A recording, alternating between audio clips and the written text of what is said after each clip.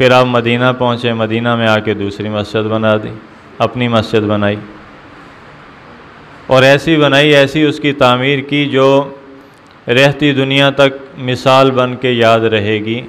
کیسی تعمیر کہ خود حضور صلی اللہ علیہ وسلم اس کے پتھروں کو اٹھاتے، اس کی اینٹوں کو اٹھاتے، اس کے گارے کو اٹھاتے، خود لے کر آتے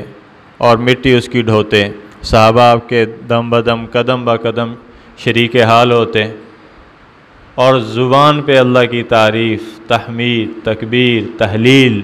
سبحان اللہ والحمد للہ ولا الہ الا اللہ واللہ اکبر، اللہم لک الحمد حمدا کثیرا طیبا مبارکا فی، اللہ اللہ ربی لا اشرک بہ شیئا، اللہ کی تسبیح کے مبارک کلمات، ذکر اذکار کی گونجتی ہوئی صداؤں میں اور تقوی کے زیر اثر، اور ایک مشن، ایک کایا پلٹ مشن نظروں میں واضح، پوری امت، عالم انسانیت، آخری انسان تک کے لیے پیغام ہدایت پہنچانے کے لیے اللہ نے اس مسجد کو ذریعہ بنایا۔ بن کیسی رہی ہے؟ مٹی لا رہے ہیں، پتھر لا رہے ہیں، کھجور کے تنے لا رہے ہیں، اور کھجور کی ٹہنیاں سوکھی ہوئی وہ اتاری گئیں، وہ لائی گئیں، وہ جناب ستون کھڑے کرنے کی باری ہے، ایک کھجور کے وہ بڑے بڑے ستون لگا دیے، اوپر چھت ڈالنے کی باری آئی تو پتوں کی شاخیں جو ہیں وہ بچھا دی گئیں، نیچے جو صفوں کی باری آئی تو فرش جو ہے وہ کنکریوں کا، چھوٹی چھوٹی پہاڑی کنکریاں اکٹھی کر کے وہ بچھا دیں تاکہ مٹی نہ لگے بدن کو، اور اسی پہ نمازیں ہونا شروع ہو گئیں۔ اور یہ مسجد نبوی تھی، اور قد اعظم سے کچھ اوپر یہ ہاتھ تھوڑا سا لمبا زیادہ کرتے تو اچھل کے مسجد نبوی کی چھت کو چھو سکتا تھا۔ حضور کے حجرے جہاں پہ زندگی گزاری بالکل اس کے ساتھ بنائے گئے، دائیں سائیڈ پہ، ممبر کے دائیں سائیڈ پہ، اس سائیڈ پہ، یہاں سے آپ خروج کرتے دائیں سائیڈ سے آتے، آپ نے فرمایا من بین بیتی و ممبری روضۃ من ریاض الجنہ، کہ یہ جو میرا درمیانی حصہ ہے نا، یہ ایسا ہے کہ یہ جنت کا باغ ہے، میرے روضے اور میرے گھر کے درمیان سے۔ جمعے کے لیے تشریف لاتے، وہاں سے پردہ اٹھاتے اور مسجد میں تشریف لے آتے، اور وہ کتنا تھا؟ 10 بائی 10 کا آپ لگا لیں کمرہ، یا اسے 12 فٹ کر لیں اس کو، یہ ایسے حجرات بنائے گئے، وہاں پہ امہات المومنین کو رکھا گیا۔ پھر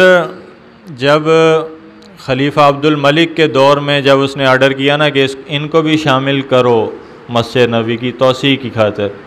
اور جب یہ اس کا حکم پہنچا مدینہ کے گورنر کے پاس، تو حسن بصری رحمہ اللہ علیہ، یہ بڑے تابعین کے اندر سب سے بڑا مقام ہے، علماء کے نزدیک 3 تابعین جو ہیں صحابہ کے بعد افضل ہیں، عبداللہ ابن مبارک، حسن بصری، اور جن کے بارے میں حضور نے خط بھی دیا اور ان سے دعا کی درخواست حضرت عمر رضی اللہ عنہ کو کہا کہ جا کے کروانا، حویس کرنی، یعنی ماں کی خدمت اتنی کی کہ آپ نے ان کی فضیلت بیان فرمائی، اور ان کا پیغام بھی آیا، سلام بھی حضور کو پہنچا، لیکن وہ خود نہیں پہنچ سکے خدمت کی وجہ سے، زیارت نہیں کر سکے صحابیت کا جو، اور جس وقت یہ آرڈر آیا کہ حجرات کو گرا دیا جائے، مسجد نبوی میں داخل کیا جائے، تو حسن بصری رحمہ اللہ علیہ بڑے افسوس کے ساتھ رونے لگے اور فرمایا کہ کاش کہ میرا دل چاہتا ہے کہ ان حجروں کو ایسے ہی چھوڑ دیا جاتا، آنے والی امت کے لیے حضور کے ان گھروں کو یوں ہی چھوڑ دیا جاتا اسی حالت کے اندر، تاکہ آنے والی امت ان گھروں کو دیکھتی آ کر کہ دو جہاں کے سردار جہاں پہ ساری زندگی گزار کے گئے ہیں، وہ کیسے گھر تھے، کیسی جگہیں تھی جہاں پہ گزارا کیا ہے، جہاں پہ انہوں نے اپنی زندگی کے دن کاٹے ہیں، مدینہ منورہ میں مسجد نبوی کے ساتھ۔ اور حالت یہ ہوتی تھی کہ آپ کے ساتھ نماز پڑھنے والے نماز میں غش کھا کے گر جاتے تھے، کھانے کے لیے روٹی نہیں ہوتی تھی، یہاں تو 8 گھنٹے کا 10 گھنٹے کا روزہ مشکل ہو جاتا ہے،